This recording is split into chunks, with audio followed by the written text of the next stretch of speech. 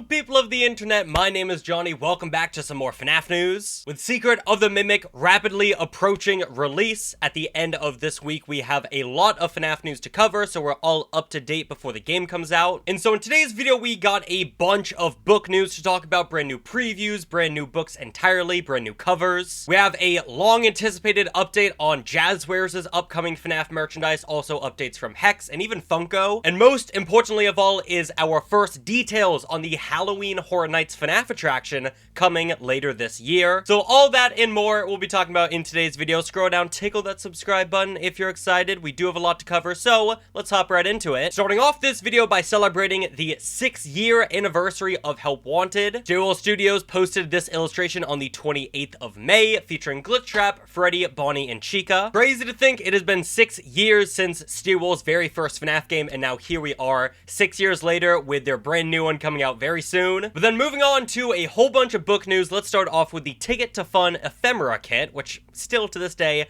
don't know if I'm saying right. This book has been delayed so many times, but it looks like we're finally getting it on September 23rd. It features a whole bunch of in-universe items and merchandise, as well as various puzzles for fans to solve. And now finally, we got the cover for the book, and it features Freddy, Bonnie, Chica, Foxy, as well as a night guard. With this kit featuring so many in-universe items, blueprints, puzzles, stuff like that, it has been one of the most anticipated FNaF projects for theorists. It's been like 2 years since this kit was first announced, so the fact that we're just now getting the cover should hopefully means it is officially releasing this time. I'd love to know what are your thoughts on the cover, what are your thoughts on this in-universe kit entirely, and are you going to be picking up when it comes out in September? And now moving on, we got some brand new previews for the second graphic novel collection for Tales from the Pizzaplex. With this first preview showing off some pages of Submechanophobia, and the art in this preview looks absolutely incredible. I know the FNaF graphic novels can be kind of hit or miss with the art sometimes, but these previews really look fantastic. And also in the collection, we're going to have these stories Pressure and The Mimic, which has a lot of fans excited. And Anthony Morris Jr. will be illustrating the Mimic story in the book, showing off a little video with the Mimic himself. And this collection comes out on September the 2nd, and then we also have a third graphic novel collection for Tales coming out soon as well. I say soon, it comes out December 30th, and it is going to include Nexie, the Storyteller, and Drowning. And recently we got our first preview for the book showing off the Storyteller, which gives FNaF fans our first official look at designs for both Edwin and David. Now, it's worth mentioning that the Storyteller takes place during a time period where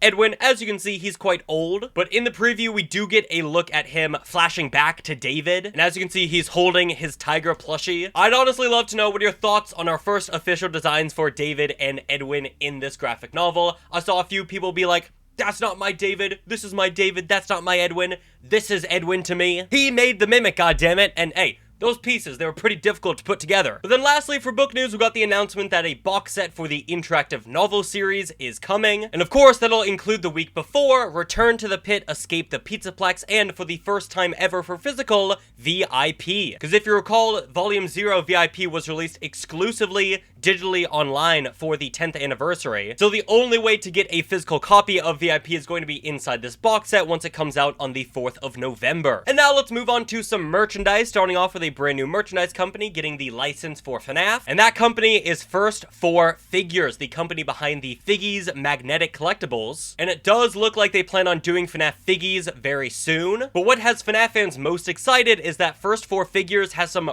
really good statues. I mean, I'm just going to be showing you a whole bunch of statues while I talk. These guys make absolutely incredible statues, and they did confirm in a comment that they are open to the possibility of doing FNaF statues. That would be incredible. I think the closest we've had for FNaF statues are the Funko ones, and while those are still pretty good statues, just look at the First 4 Figure statues. Is it really worth comparing the two? It does look like they're starting off with FNaF Figgies first with their license, but hopefully pretty soon we can get some FNaF statues from them, because that would be amazing. For some very quick Funko news, we got some brand new, well, kind of brand new Bitty Pops. It's a 2-pack featuring Freddy and Bonnie, as well as a 2-pack of Foxy and Chica. At this point with Funko, I'm really just waiting on their pop news. We've heard from Scarlet Joker in the past that a Help Wanted 2 wave is coming this fall, so hopefully pretty soon we can get some details on that. But just like the FNaF license, we are going from Funko to Jazwares, because Aaron has revealed some brand new details on Jazwares' FNaF merch. First up, showing off a brand new look at the updated Endo series Freddy figure. Besides better painting, it doesn't look like all that much has changed since we last saw these figures a couple months back. But in this interview with Aaron, the senior global brand manager at Jazwares, he revealed that products are being shipped out to stores and they have an estimated time of arrival of October. However, some products may arrive earlier. He confirmed that exclusive products are coming, with the intention is that the products will always be available at their exclusive retailer, or Jazwares will find a way of releasing them more widely if the exclusivity runs out. Aaron confirmed that Jazwares has the right to, quote, everything FNaF-wise, including the movies and the books. However, the company is focused on adapting the games first. And lastly, in terms of where we can find the merchandise, according to Aaron, if everything goes well, you can find them in Walmart, Target,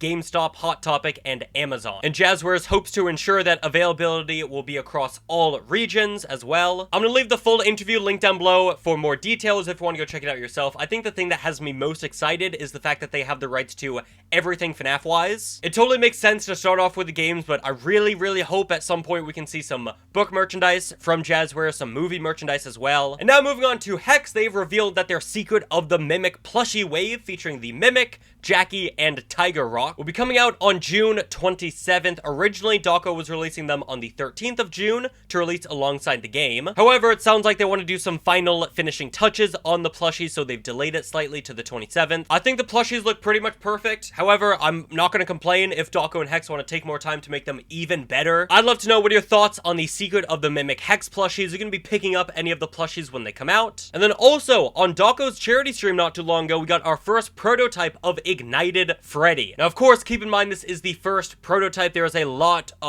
more work to be done with this guy. Dawko said that the final product will include an altered jaw shape, a darker color scheme, and all black wires. Hex plushies always start off a little bit rough with their first prototype, but as you can see from this brand new concept art for the plushie, they have a lot to work on. And of course, when he comes out, he's gonna look that much better, but I'd love to know what are your thoughts on the Ignited Freddy Hex plushie. We're also getting a lot more T-Jock merchandise as well. In the past, Dawko showed off some pins and clothing, so yeah, this T-Jock Hex wave is going to be big. And now moving on to Youtooz, also on Dawko's charity stream, he showed off this brand new Cake Freddy figure, who's going to be a retail exclusive. However, we don't know which store he's going to be exclusive to just yet. I'm going to be honest, I'm not a massive fan of this figure. I think overall it just looks weird, even compared to like Funko's Chocolate Freddy figure. They didn't even try to change up the mold a little bit to fit like a cake aesthetic. You know, you could have put like a birthday candle on him, maybe some frosting dripping off. Honestly, I'm going to be a little bit irritated if this is the start of Youtooz doing reskins and recolors for their FNaF figures. They've done stuff like the Flocked and even the Haunted characters in the past, but honestly, those are unique enough that I've forgiven them. But if you recall, years ago, they talked about doing like an illuminated blacklight wave or something like that. So it seems like they've had the idea of FNaF recolors in the back of their mind for a while now.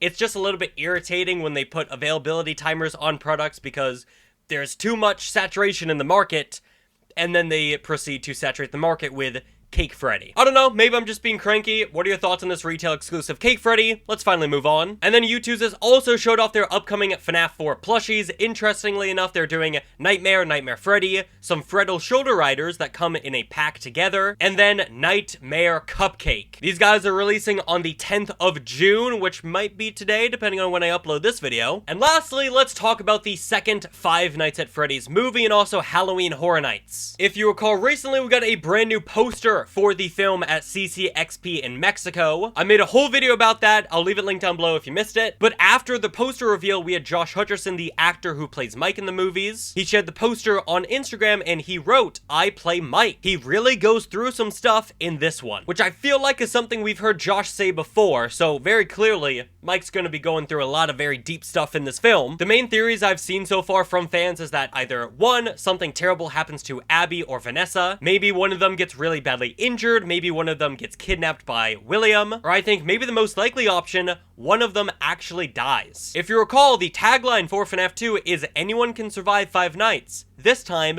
there'll be no second chances." And for the longest time, fans have speculated that that means some main character is going to be biting the bullet by the end of the movie. And so with Josh now saying that Mike really goes through some stuff in this one, again, a lot of fans are speculating maybe Vanessa's dying. Maybe she's turning evil, turning into Vanny. Maybe something bad happens to Abby. Maybe she dies and she becomes Circus Baby. And that's going to lead us into Sister Location. Location. Speaking of Sister Location, I've seen some theories that Mike, maybe he's gonna get scooped in this movie. Seems a little bit too early in the film franchise for me, but that is something that happens to Mike in the games. In Sister Location, he gets scooped. But so far, it looks like those are the two main theories right now. Something happens to either Abby or Vanessa, or Mike's getting scooped. Or maybe there's some other third thing really obvious that I'm missing. I'd love to know either way though. What are your thoughts? What do you think is going to happen to Mike in FNaF 2? And then also at CCXP, Jason Blum officially revealed that FNaF is coming to Halloween Horror Nights in both Orlando and Hollywood. But all we had to go off of at the time was the video that they shared, which showed the FNaF movie pizzeria sign. So obviously it's relating some way to the movies. And then also the tweet from Halloween Horror Nights themselves saying that FNaF's coming in a whole new way. Well, recently, IGN released an interview with some of the folks handling Halloween Horror Nights at both Orlando and Hollywood, and this is what they had to say about FNaF. Is it going to be based on the movie? Are the animatronics that'll go in the maze? It would be the same ones based on the movie, movie franchise. And just one little tease for you, both of our teams are working directly with Henson's Creature Shop that did all of the characters for the film.